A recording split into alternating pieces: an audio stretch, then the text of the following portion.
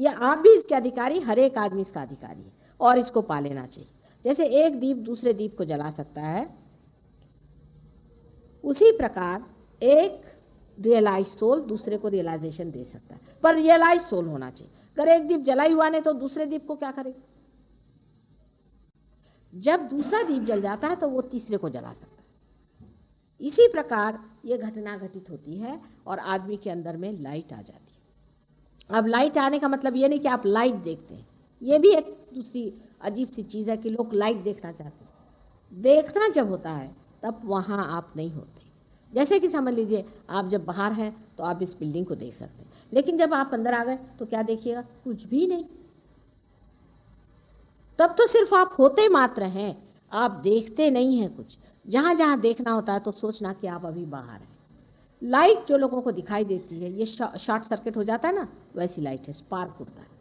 इसलिए जिस चीज को लाइट दिखाई हो वो मुझे बताएं, आज्ञा चक्र टूटा है उस आदमी का, उसको ठीक करना पड़ेगा। ये सारे चक्र भी कुंडलिनी अपने आप से ठीक करती चलती है। वो आपकी माँ है, आप हर एक की अलग अलग माँ है। वो आपकी, जिसको सुरति कहते हैं, वही यह सुरति है और ये अपने आप से चढ़ती है और अपने आप आपको ठीक करके वहां पहुंचा देती है। आप में अगर कोई दोष भी है वो भी हम समझ सकते हैं, वो भी वो बता देती कि इनका दोष ठीक कर दो। कोई गलती हो गई वो भी ठीक हो सकता है, लेकिन अपने को रिसेप्टिव मूड में रखना चाहिए कि हम इसे ले लें, प्राप्त कर लें और हो जाए। अब कल भी एक बात जो उठी थी वो आज भी दिमाग में किसी के उठ रही है कि कुंडलिनी अवेकनिंग तो लोग कहते हैं बड़ी मुश्किल चीज़ है, बड़ी कठिन चीज़ है, ये कैसे होती है? इसमें कोई नाचते हैं, कोई बंदर जैसे नाचते हैं, कोई कुछ करते हैं, कुछ भी नहीं होता। हमने हजारों की कुंडलिनी जागृत की और पार किया हुआ है, ऐसे कभी भी नहीं होता है। जो परमात्मा ने आपके उद्धार के लिए चीज़ रखी हुई है, आपके पुनर्जन्म के लिए आपकी माँ है, वो आपको कोई भी दुख नहीं देती, उल्टे आपको वो अत्यंत सुखदायी है। कैंसर जैसी बीमारी कुंडलिनी के अवेकनिंग से ठीक होती है, सारी बीमारी आपकी ठीक हो सकती है।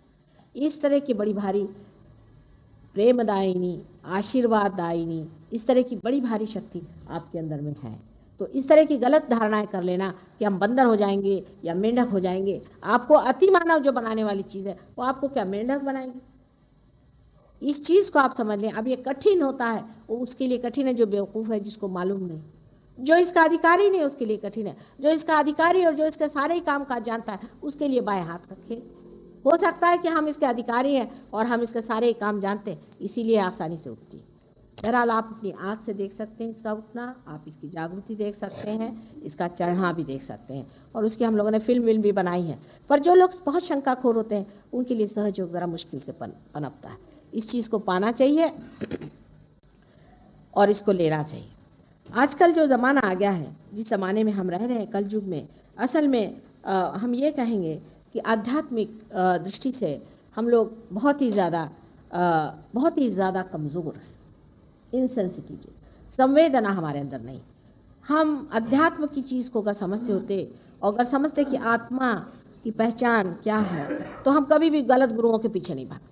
लेकिन हमारे अंदर सच को पहचानने की शक्ति बहुत कम हो गई, क्षीण हो गई। हम नहीं पहचान सकते कि सच्चाई कहाँ है। उसकी वजह यह है कि हम इतने कृत्रिम हो गए, इतने आर्टिफिशियल हो गए। आप आर्टिफिशियल हो जाइएगा तो आपकी सत्य को पहचानने की शक्ति कम हो जाएगी। पर जैसे गांव में अभी मैं देखती कि गांव में लोग एकदम पहचान लेते, वो पहले पहचान लेते कि कौन असल है कौन नकल है। गांव के लोगों में नब्ज होती है इस चीज़ को पहचानने की। वो समझते हैं कि ये आदमी नकली है और ये आदमी असली। गाँव के जो सीधे साधे सरल परमात्मा से संबंधित लोग होते हैं वो इसको बहुत आसानी से पा लेते हैं, उनको एक क्षण भी नहीं लगता। लेकिन शहर के लोगों में, एक तो शहर की आबो हवा की वजह से और यहाँ के तौर तरीके की वजह से आदमी इतना अपने को बदल देता है, इस कदर अपने को धर्म से गिरा लेता है। अब ये उसमें क्या हुआ साहब, सब लोग पीते हैं, बिजनेस के लिए पीना चाहता है, मानो जैसे बिजनेस ही भगवान है, उसको तो पीना ही चाहिए, फिर उसके अगर बिजनेस कैसे चले? तो या तो फिर ये कहो कि तुम परमात्मा में या धर्म में बिल्कुल विश्वास नहीं करते, और अगर जरा भी विश्वास करते हो तो जो अधर्म है उसको नहीं करना चाहिए।